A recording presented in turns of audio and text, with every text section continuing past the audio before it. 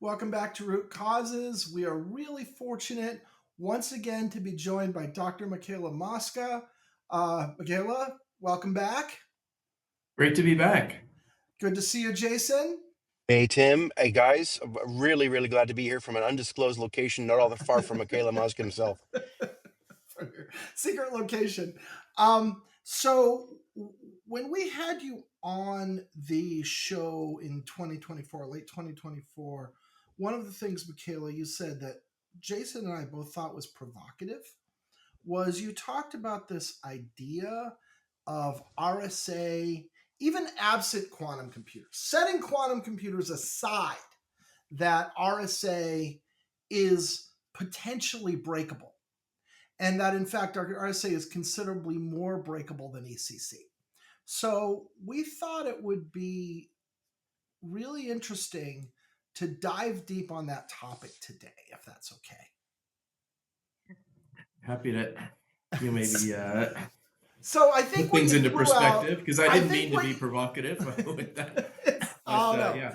provocative is good. I think what you Yeah. threw out was a figure where you essentially said that you felt, in your opinion, your considered opinion, the risk of RSA being broken was 5 times the risk of ECC. Does that sound right?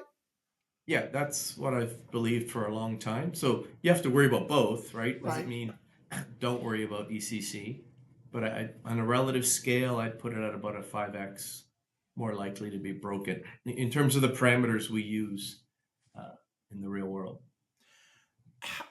Without getting too mathy on me, how do we figure that out?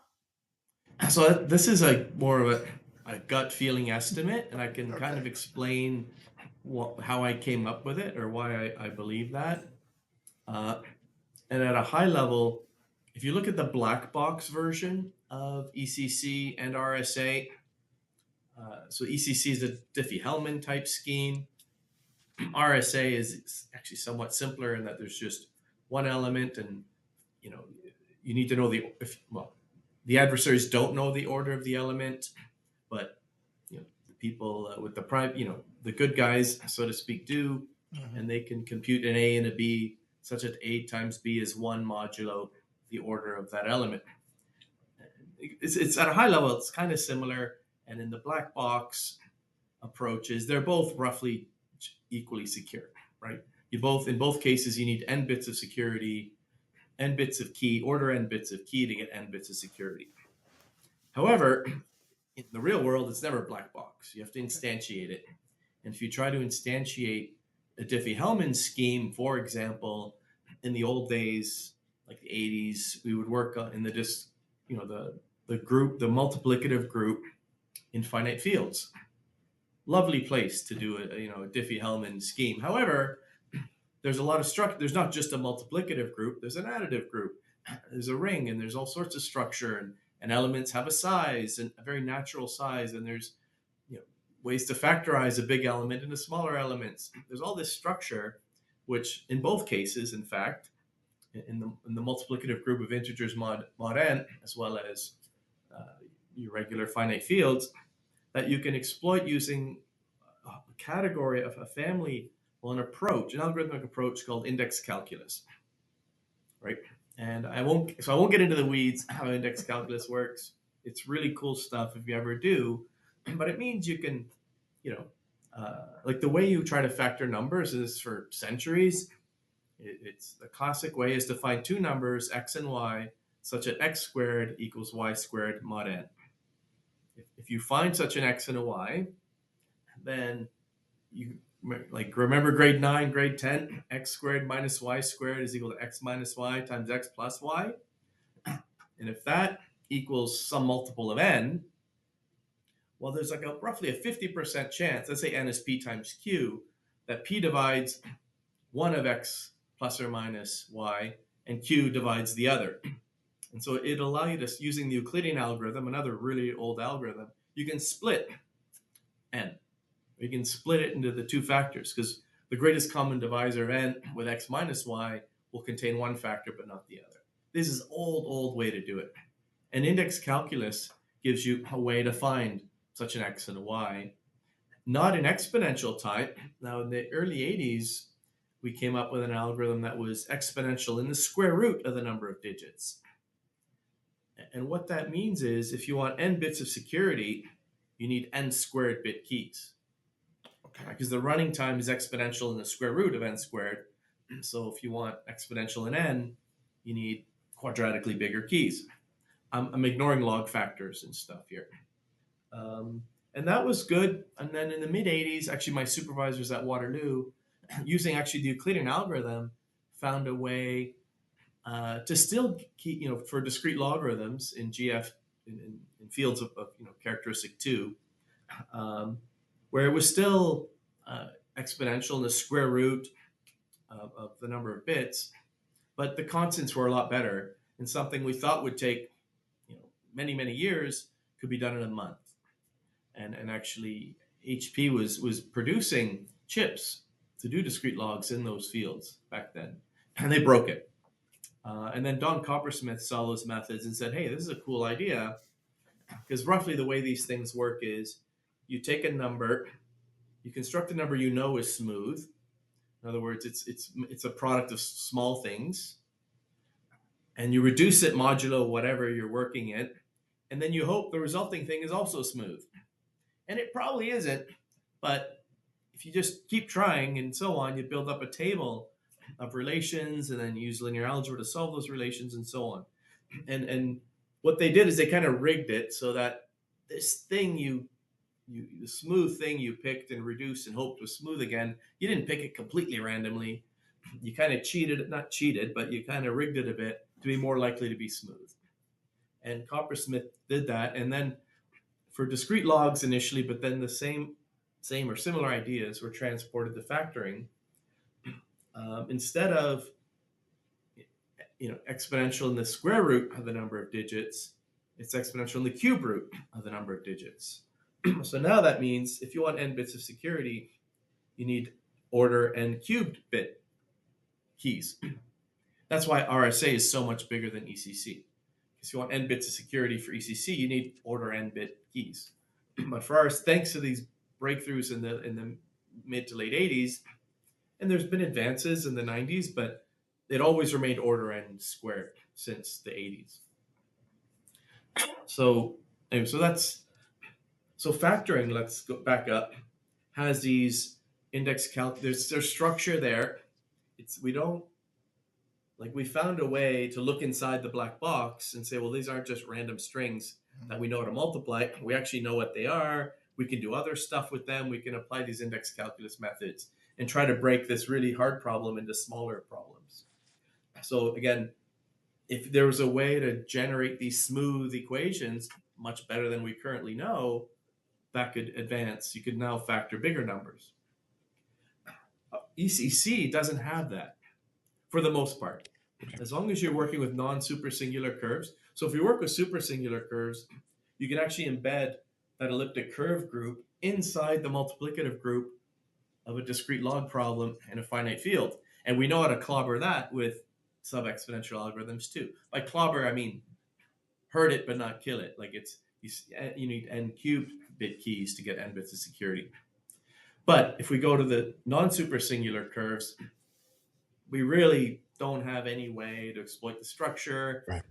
We can embed it actually in discrete logs, but the ratio, you have to embed it in something that's massive, so it's not helpful anymore. So with ECC, basically, if you want to break ECC, trying to do better at what we know how to do is never going to work. So you have to come up with something really new. Right? And there's some probability that you'll come up with something really new. With factoring, roughly speaking, there's two ways you could try to break it. Come up with something really new, right? And then the other is I'm going to find a way to improve, because if there's a way to break it up into easier problems, I just have to find a way to improve any one, either the finding smooth relations or solving the sparse linear systems. If I can do any of those substantially better, I can now factor bigger numbers.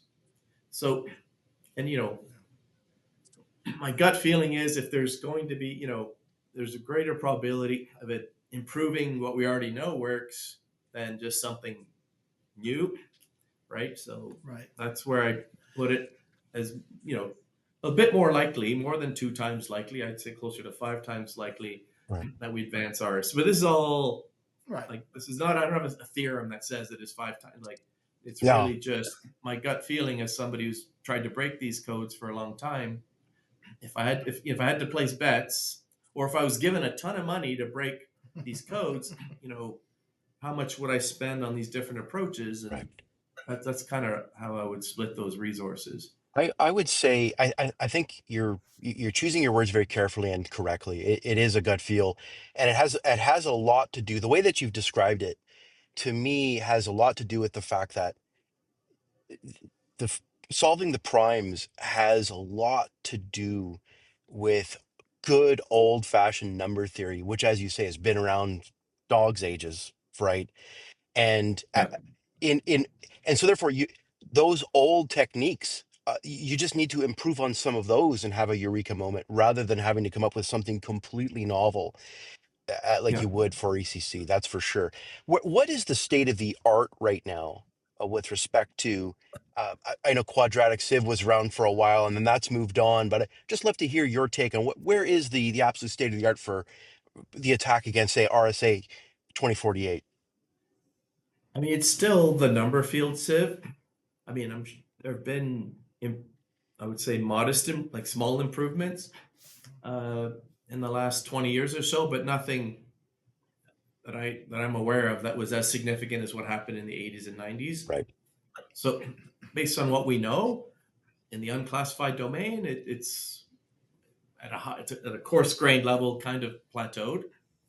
But I wouldn't become complacent, and in part, like how many people care? Like, we are switching away from RSA. yeah, We already know. Like me personally, I was working on breaking discrete logs in these sorts of groups, and then I stopped because I'm like, well, quantum's going to kill it anyway. right, So I right. switched and started working on understanding quantum algorithmics because that's what would matter eventually. And so I'm sure I'm not the only one who lost their motivation to try to classically break these things.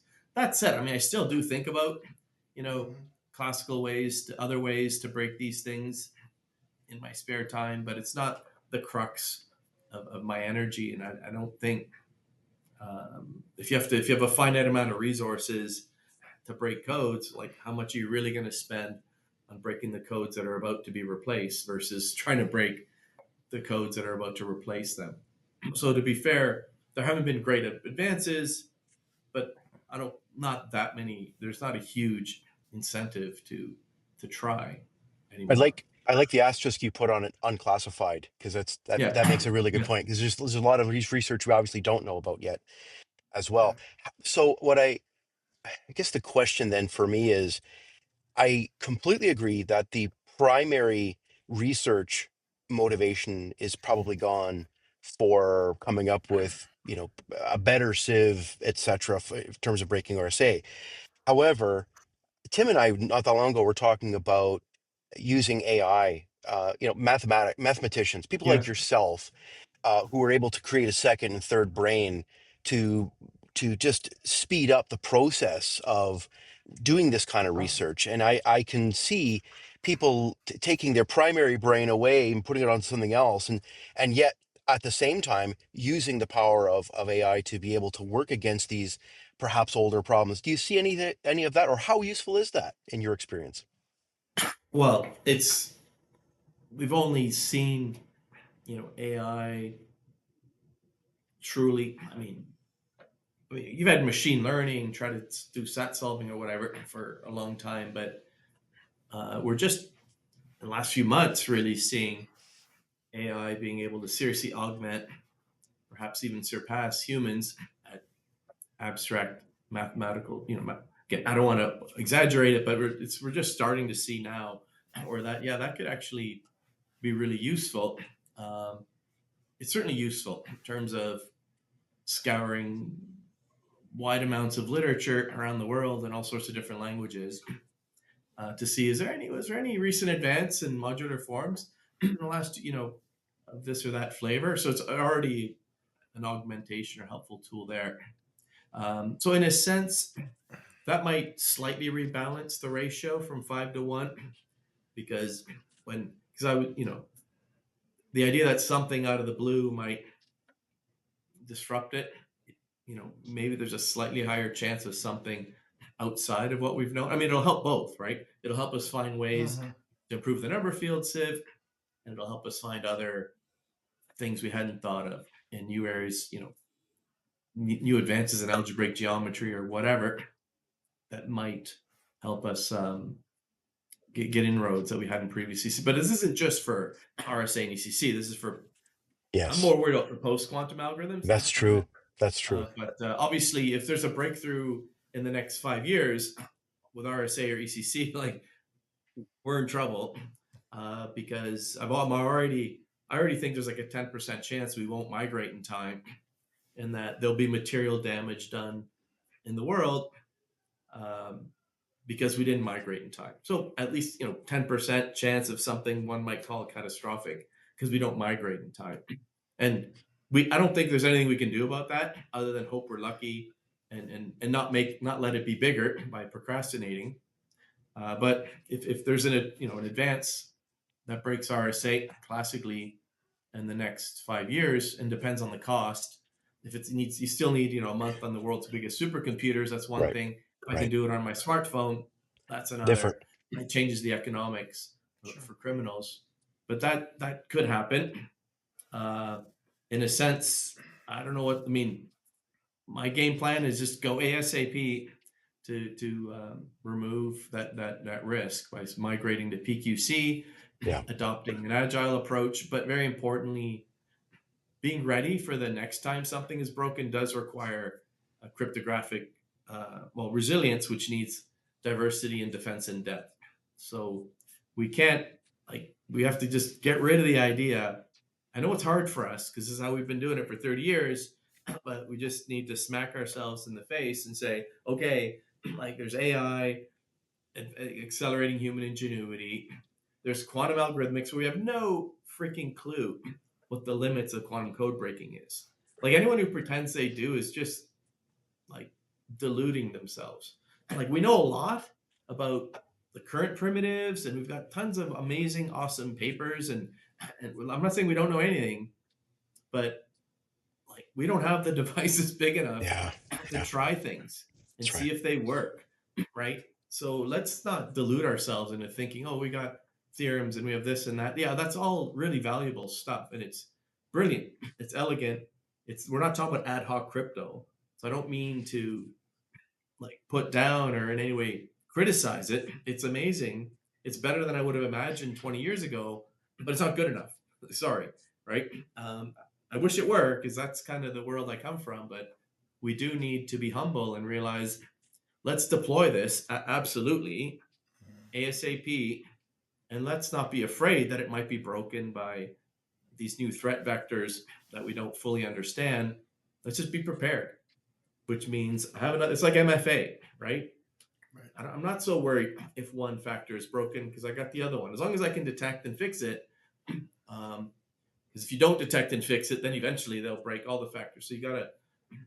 So you want like an MFA type resilience, but for our other key cryptographic functions, in particular, key exchange across the internet. So yeah. So again, I can't, like, in the 90s, we could kind of convince ourselves, oh, we kind of know what we're doing. And again, we're much better than we were then, even. But the stakes are astronomically higher. We didn't, Yeah. like, in the 80s, the internet was a tool for some researchers.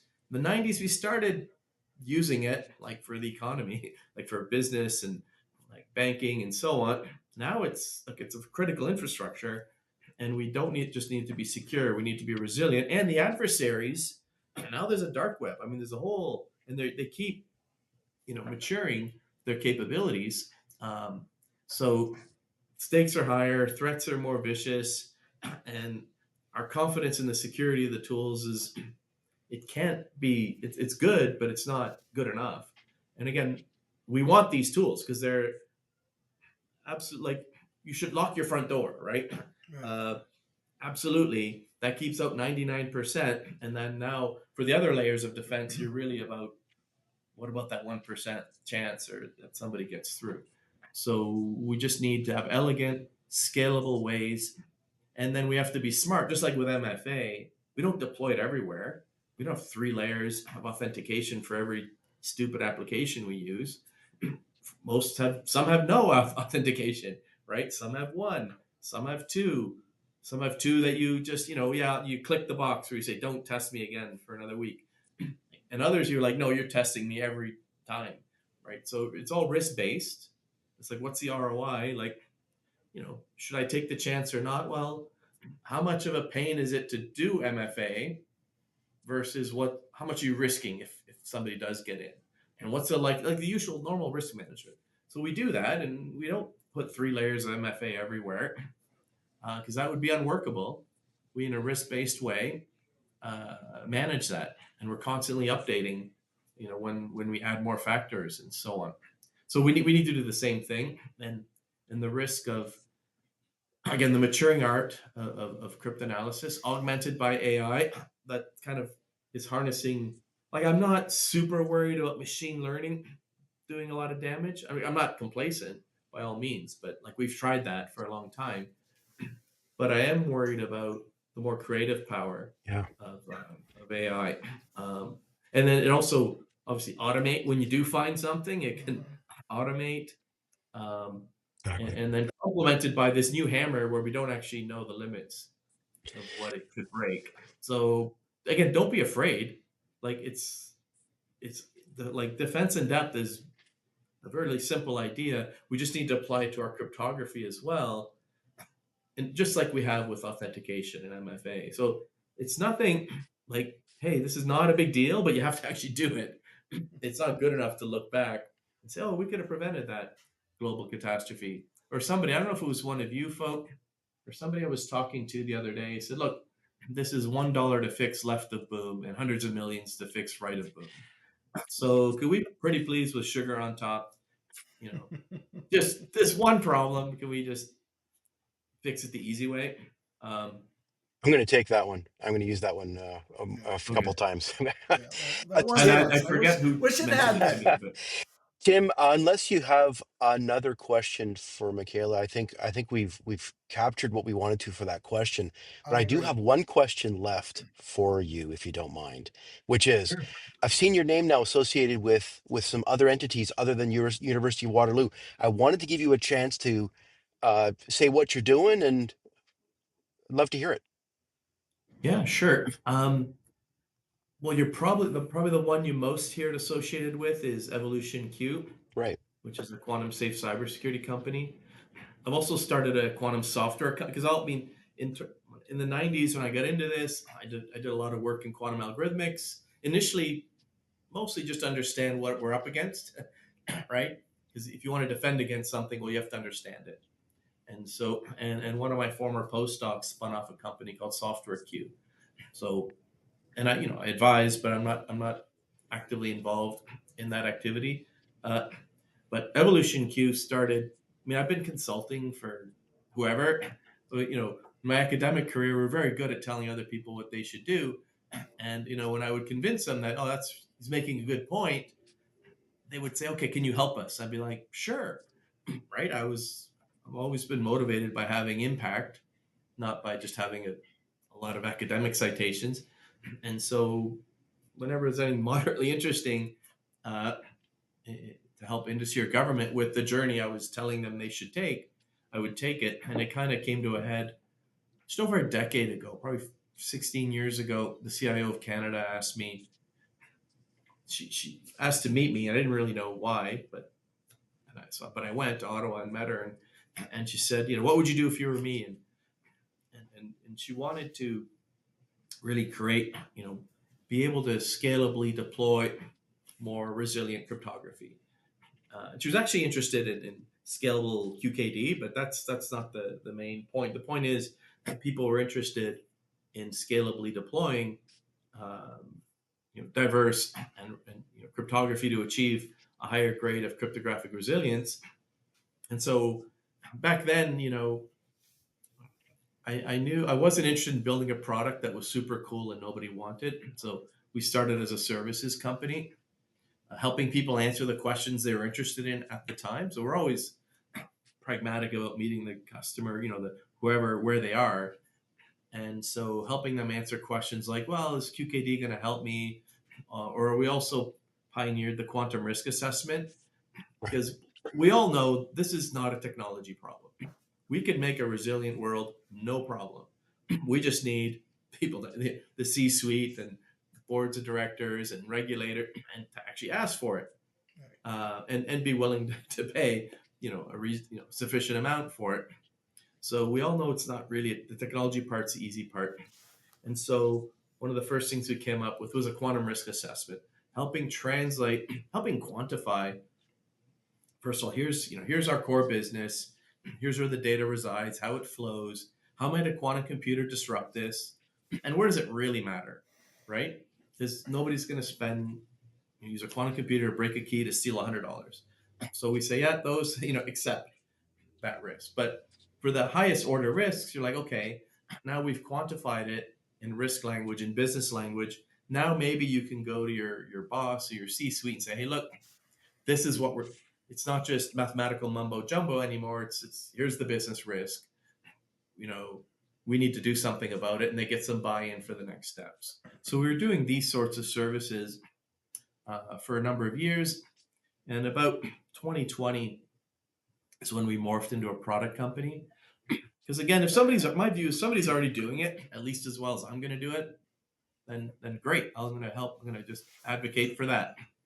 Um, and the world, like I mentioned earlier, in the 90s, we decided, hey, we need scalable security. Like we need scalable ways to exchange keys and authenticate. And PKI was very quickly displaced the 1980s methods, right, which was symmetric key based, out of band, like great stuff, but this in-band magical way to do it was clearly the winner, and it enabled the last 30 years of economic growth. But our mindset changed to, yeah, we need the internet and these other tools to be secure, and PKI, public keys, cryptography in general, was the way to secure it. We're very quickly realizing, well, we don't just need security, we need resilience, right? Like literally with IoT, lives are at stake, the sovereignty of nations is at stake, and so on. The global, like, so yeah, security until it's secure until it isn't is not good enough. So we need resilience, and that's where there was really a product gap, because the people who really cared about cryptographic resilience were operating in very small niches, relatively speaking, and don't really have super scalable ways to do it to meet what I would consider to be 21st century, or you know use cases, or mid 21st century use cases. So what are more, and to put it simply, again, the other way people who are worried today and don't want to bet their lives on PKI.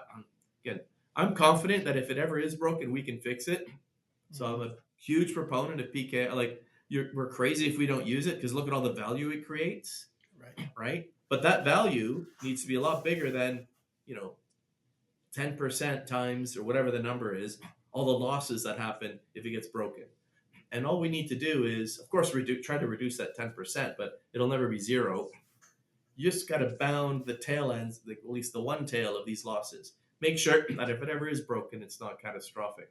And that's the point of defense in depth and so on. But in the past, people who cared about that, the use cases were somewhat controlled and small, relatively speaking, that you manually exchange keys out of band and leverage symmetric key methods. But if you want to start dealing with closer to internet scale, or just at least larger scale, and not in heavily controlled, government domains or central bank to central bank type things, then what? Right? How do you automate and scale pre-shared key type mechanisms? And there was product opportunities, because there was room. While there's of course ideas and even tools that people still use, they're still relatively small and niche, and we're building on those ideas, augmenting, architecting them to have a lot of the security features we now know we'd like, and make those scalable. And we have roughly two categories. One that doesn't need a quantum channel, it's just purely classical cryptography. It's our multimodal key establishment scheme, which is again purely classical, building on standardized building blocks, and we know it scales, and we're working on that very assertively with a number of design clients and so on. And the other is, um, Well, the threat is a big quantum computer, right? Like massive device. We still don't have it, but we're getting a lot closer. Building long distance quantum networks is actually a lot easier, and those enable quantum key exchange. And so this is coming. Like this new quantum band of communication is coming, and I'd like it to converge, for it to be a convergence with our existing infrastructure, not some disruption or negative disruption. And so we've also architected a software tool that allows one to at least, well, to leverage these quantum networks wherever they may be, and be ready to leverage them as they continue to mature. So we have two classical software products, one that runs on conventional hardware, and the other that is currently running on top of quantum networks and integrates with the multimodal system. So it's just, you're just augmenting your existing symmetric key infrastructure, not really disrupting it in a negative way as quantum networks continue to mature. Anyway, that's what I'm busy Great. with. That's great. Trying, the company, we have deployments across Europe, Asia, North America, a number of services and product clients around the world. No, thank you, Mikhail. You're a valued guest, and so we wanted to let people know where, what it is you were up to on this forum. Anyway, Tim, I think we are All right. good. Thank you so much for joining us again. And I'm sure we'd love to have you back in the future. There's lots to talk about. Yeah, it's a pleasure. All right. Thanks, Thank guys. you. Talk to you This has soon. been Root Causes.